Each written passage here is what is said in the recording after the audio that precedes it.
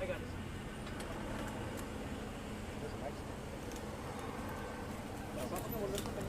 Turn on your mic.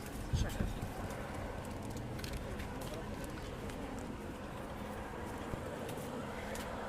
Thank you for that. You got it. You want to put your own mics? The mic check? You want me to just take it off? Yeah, don't matter. Either one.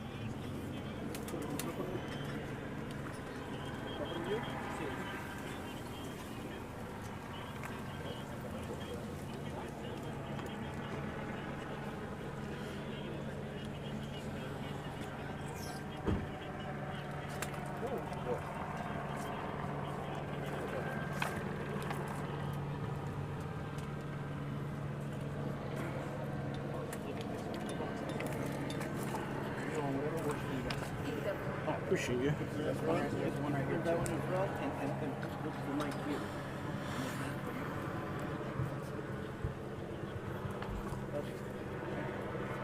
The other way. Yeah, the other way. That's it.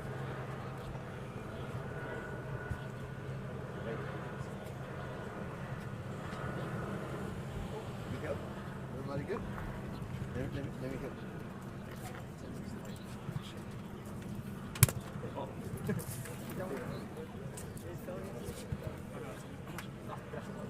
Who's ready? Mic check. 1, 2, 3. Mic check. Share pass. No. Listo. No. Check 1, 2. Mic check. 1, 2, 3. Check. Test. 1, 2. Mic check. Everybody good? Wait, but you keep going? Check. 1, 2. Mic check. Bear County Sheriff's Office. Check. 1, 2, 3, 4. 1, 2, 3, 4. Check. Mic check. Cool. All right. It'll be shortly, guys. Thank you. Thank you.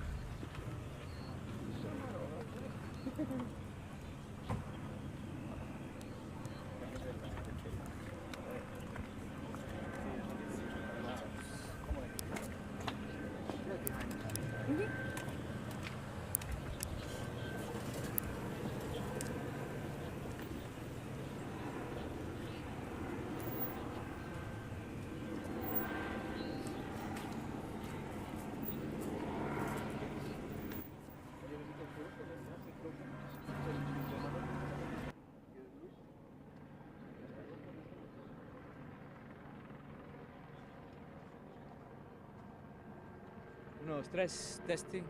Uno, dos, tres.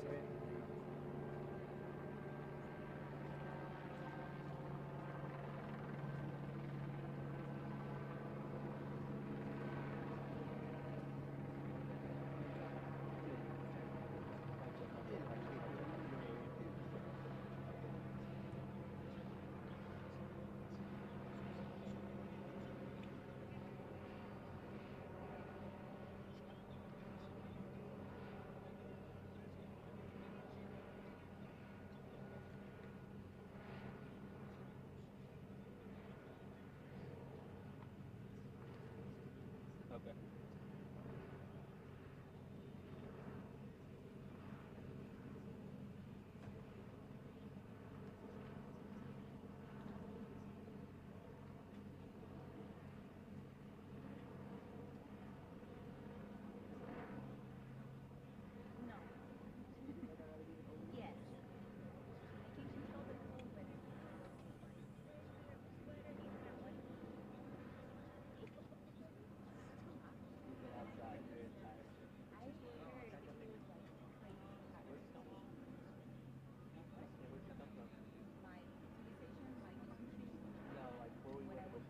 What we talking about? You're cold. Oh, you're cold type of nutrient.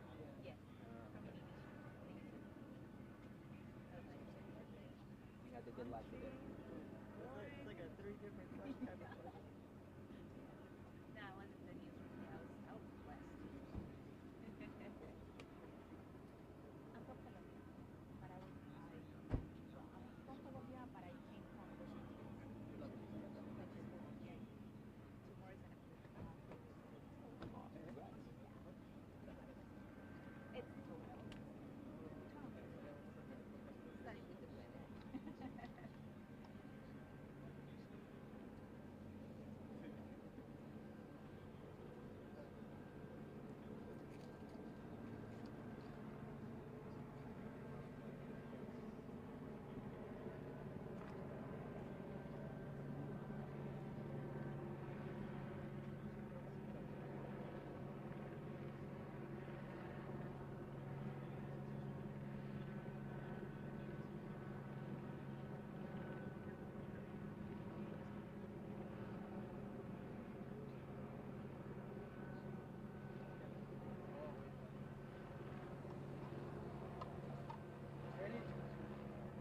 Ready?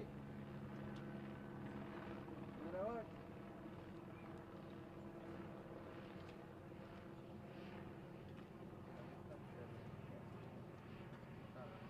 Grabador.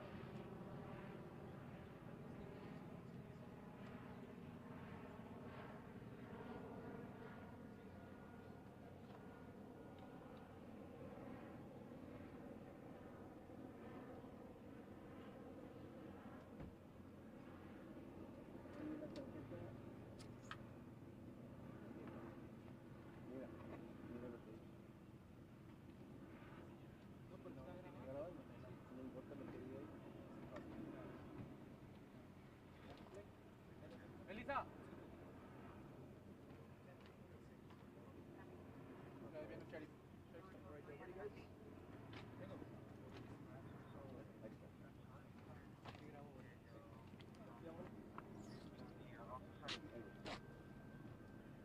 Everybody set up? Okay.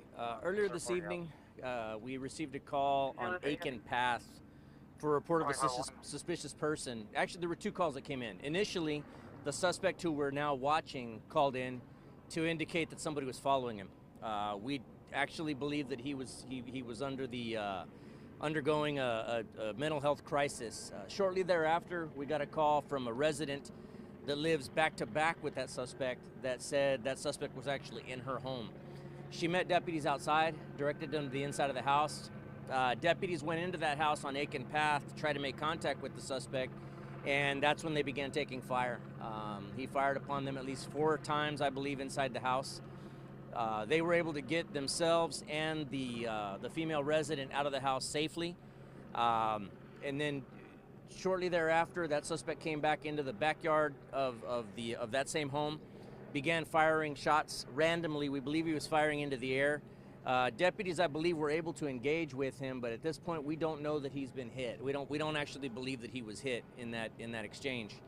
He then retreated back into that same house, where we believe we've got him contained at this time. SWAT is on scene, our tactical command post is on scene, and we're preparing for a long night as we try to establish communications and negotiate with this suspect to see if we can't get him out of there. Again, I believe that he's still in the midst of a mental health crisis, but he is armed with a long rifle, and that's why we have evacuated surrounding homes, and we're asking anybody that's still in their houses to shelter in place, stay in their homes, and we'll do our best to get the situation resolved as soon as possible. We are asking area residents to be patient with us. Initially, we were shutting down all ingress to the neighborhood because we were not sure where the suspect was at that moment. Now that we believe we've got him contained, we're going to start repatriating people to the neighborhood. We're going to have to be careful with anybody that lives on those 2 streets. But here in just a few minutes, we're going to go ahead and start letting people get into the neighborhood. We realize there's people whose kids have school tomorrow and they got to get up early for work in the morning. The last thing we want to do is cause any undue inconvenience, but we've just got to be safe and sound. And it may look like we're going a bit above and beyond, but we want to make sure that we don't get anybody hurt or even worse. Esta noche nosotros recibimos una llamada por una persona sospechosa. Cuando nuestros oficiales llegaron a la casa, recibieron 2 llamadas. Una de una persona que nosotros pensamos que es el sospechoso, que él parece que está teniendo crisis mental. Que nos había dicho que alguien lo estaba siguiendo a pie.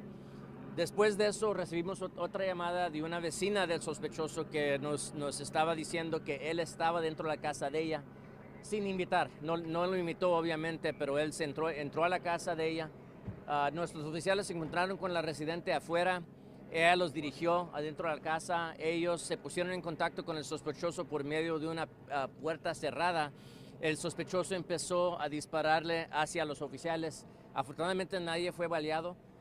El sospechoso en algún momento se escapó a la yarda de atrás de esa casa. Oficiales intentaron de enfrentarse con él.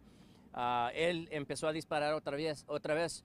Me parece que los oficiales sí dispararon, pero no sé si alguien fue baleado. Pensamos que nadie sufrió heridas, sino que el sospechoso entró para atrás para la casa, que es de la otra mujer. Él ahí ahorita está ahí dentro de la casa. Nosotros estamos tratando de establecer comunicaciones con el sospechoso. Hasta ahorita no hemos tenido éxito en eso. Todavía está armado. Ahorita ya sabemos que las personas que viven en la vecindad están poco incómodos con la situación. Pero aunque no quisiéramos, también no podemos dejar a personas que entren a un lugar donde sabemos que hay una persona armada. Entonces ahorita vamos a empezar a dejar residentes que entren para atrás para la vecindad, pero obviamente tenemos que tener cuidado con esas calles donde está el sospechoso y luego en la calle que sigue es la calle donde él vive. Las dos casas están pegadas por atrás. Él está en la casa que no es de él. La casa que es de él, no hay nadie en esa casa. Sheriff, ¿sabemos la identidad de esta persona y sabemos si está alguien con él atrincherado? Sabemos quién es. Ahorita no puedo dar el nombre de él, pero se piensa que él está solo en esa casa. En la casa donde vive él, también los residentes de allí se salieron de esa casa y están bien. Ahorita no se piensa que hay nadie con él. Do you know how he got into that home, into that woman's home? We don't. It appears that he just walked in. I don't think that he forced entry or anything. And at present, I don't believe that we were told initially that he was armed. So I don't know, quite frankly, if that weapon was already in that house or if he brought it with him. But certainly when when our deputies tried to make contact with him through the door, he started shooting through the door with that we believe it's an AR-15 rifle. ¿Qué tipo de arma tenía? Es una AR-15. The suspect lives here. You got an initial call that he was following somebody on foot? No, he got a call from, we believe it was him calling us to tell us that somebody was following him on foot. The second call came in from his resident back to back with him that said he was actually in her house.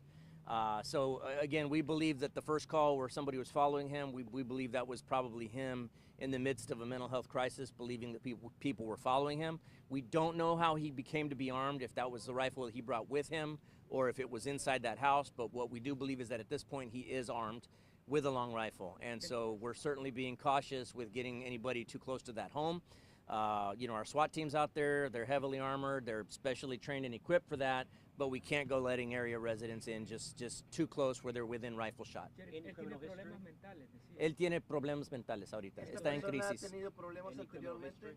I don't believe he's got any criminal history that we know of at this point. They haven't given me any information on any. ¿Ha tenido problemas anteriormente esta persona? No sé, hasta ahorita no me pueden decir si él tiene historia criminal o también historia de crisis mentales, pero por ahorita se piensa que es solamente crisis mental. So, ¿fue en casa ajena cuando le disparó? Todavía está en casa ajena, él. Está en la casa de un vecino. ¿Sabemos cuántas veces disparó? Aproximadamente 4 veces dentro de la casa con los oficiales y luego ya atrás varias veces más, pero no sé cuántas. Any luck with negotiations with him? No, I don't think we've had any success in establishing communications with him just yet. We're going to be trying to introduce a robot to the situation here shortly, but we'll see how that goes. Does he have any affiliation to this neighborhood, this community? Do we know? He lives in the neighborhood, yeah. My understanding is he lives back to back with the house that he's in. He actually lives back to back with that house. So he lives on Walden Walk, I believe, and the house that he's in is on Aiken Path. Acabo de mencionar que van a utilizar un robot para poder acercarse a él. Sí, tenemos herramientas especiales, robots tácticos que nosotros podemos emplear. Muchas veces dejamos entrar esos robots en vez de poner un oficial a riesgo. Entonces ya con esos robots logramos hablar con los sospechosos muchas veces. Vamos a ver si tenemos éxito. Toca un tiempo. What's that? para que- He surrendered. Okay. So the information that I just got, the update is that he just surrendered, and so peacefully. Thankfully, the situation seems to be over. So what we're going to be doing is we're going to be asking area residents to be patient with us. We need to go above and beyond in making sure that we've got both residences completely cleared before we start repatriating the community. So soon we're going to be putting out information allowing residents to come back in. For now, we're just going to be asking for a couple more minutes of patience while we continue to wrap up the scene. We're thankful that this was able to get wrapped up. Certainly, it could have been an ugly situation, all kinds of different ways. But again, thanks to the hardworking men and women of the Bexar County Sheriff's Office, we were able to get this thing resolved peacefully at this point. Sheriff, ¿esto que acabó, digamos, en buenos términos, va a traer algún tipo de consecuencia para este señor? Bueno, por ahorita no se sabe si va a tener, si se van a enfrentar con cargos el sospechoso, aunque lo que sí hizo es ilegal, pero también puede que el sospechoso estaba teniendo crisis mental. Entonces ahorita es muy temprano para decirse si se va a enfrentar con cargos. Afortunadamente nadie fue herido y él se rindió solo. Entonces, pacíficamente, ahorita nosotros les vamos a pedir paciencia a los vecinos, mientras que nosotros aseguramos que no está nadie en cualquier casa, que no esté nadie herido en cualquier casa. Luego ya de ahí vamos a empezar a abrir la vecindad otra vez. Same in English. Just again, we're going to be asking for patience while we double check to make sure nobody is hurt inside those residences that we didn't know about, and make sure that everything's safe and sound before we start letting everybody in. Charges? At this point, it's too early to tell if there's going to be charges associated with it. You know, right now, certainly a mental health crisis, and while that doesn't excuse the behavior, we just need to see if the elements of the offense will be met based upon the mental health crisis. And this person does have a history of mental health issues? That I don't know. I don't know that he's got a history of it yet. Okay, thank y'all so much. Thank you, Sheriff.